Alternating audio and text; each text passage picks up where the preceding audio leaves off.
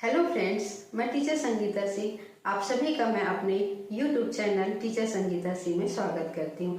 आज की वीडियो में हम कारक और उसके भेदों का अध्ययन करेंगे। तो इससे पहले हम जान लेते हैं कारक क्या होता है। तो कारक संज्ञा व सर्वनाम शब्दों का वह रूप जिसका सीधा संबंध क्रिया से होता है कारक कहलाता है। कारक अर्थात कार्य को करने वाला, जो भी कार्य होता है उसमें मुख्य भूमिका निभाने वाला कारक कहलाता है। अगर सरल शब्दों में हम कहें तो कारक की जो परिभाषा हो जाती है, संज्ञा व सर्वनाम की जिस रूप से वाक्य के अन्य शब्दों के साथ उसके संबंध का बोध होता है उसे कारक कहते हैं। अगर हम कारक को उदाहरण लिखें तो उदाहरण के रूप में इस तरीके से लिख सकते हैं, राम ने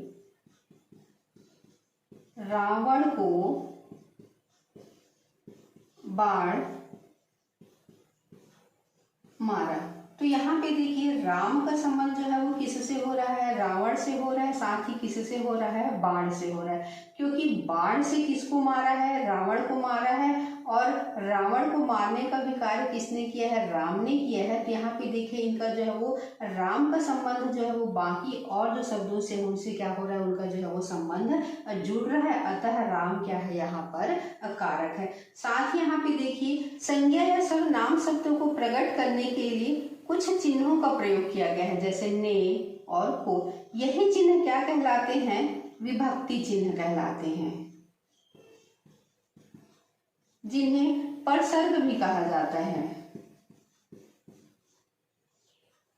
चिन्ह जिससे ज्ञात होता है कि क्रियापद से इसका क्या संबंध है, और यही विभक्ति कहलाता है। अब हम देख लेते हैं कारक के भेद। कारक के कितने भेद होते हैं, कारक के 8 भेद होते हैं।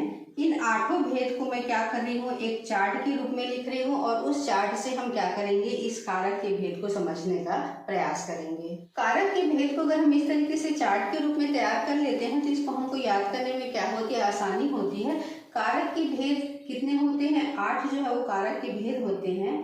कर्ता कारक, कर्म कारक, करण कारक, संप्रदान कारक, अपादान कारक, संबंध कारक, अधिकरण कारक, संबोधन कारक। साथ ही इन जो कारक हमको प्रकट करने के लिए विभक्ति चिन्ह या कारक चिन्ह का प्रयोग किया जाता है, उनको भी मैं क्या कर दी, यहाँ पर लिख दी हूँ। मैं जैसे कर्ता कारक को प्रकट करने के लिए जिन चिन्ह का प्रयोग किया जाता है वह क्या होता है, ने।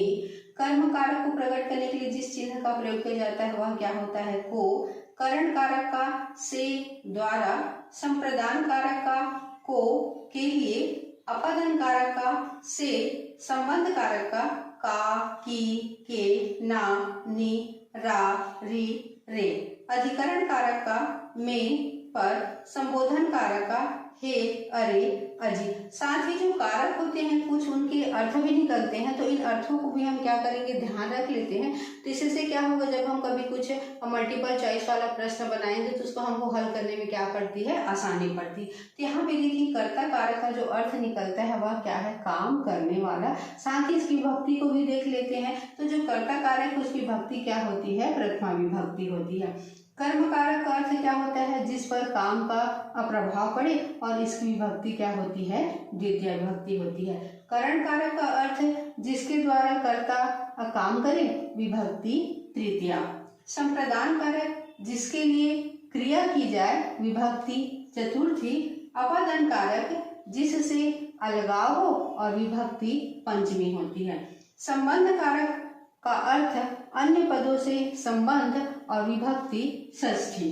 अधिकरण का अर्थ क्रिया का आधार, विभक्ति सप्तमी। संबोधन कारक का अर्थ किसी को पुकारना, बुलाना। अगर इस विभक्ति को देखते हैं तो वह क्या होती है, अष्टमी होती है। ध्यान देने वाली बात है कि यहाँ पे देखिए कर्ता कारक से लेकर के अधिकरण कारक तक के जो विभक्ति चिन्ह होते हैं वह शब्दों के अंत में प्रयुक्त होते हैं। सिर्फ एक संबोधन कारक वही क्या होता है, शब्दों के पूर्व में ही क्या होता है, इसका प्रयोग होता है। अगर हमको इसको याद करना हो तो 60 रुपये हम इस तरीके से भी याद करते हैं। ताने कर्म को, करण से, संप्रदान को, के लिए, अपादान से, संबंध का, की, के, ना, नी, रा, री, रे, अधिकरण में, पर, संबोधन, हे, अरे, अजी। इस तरीके से क्या कर सकते हैं, कारक और उनके चिन्हों को क्या किया जा सकता है, याद किया जा सकता है।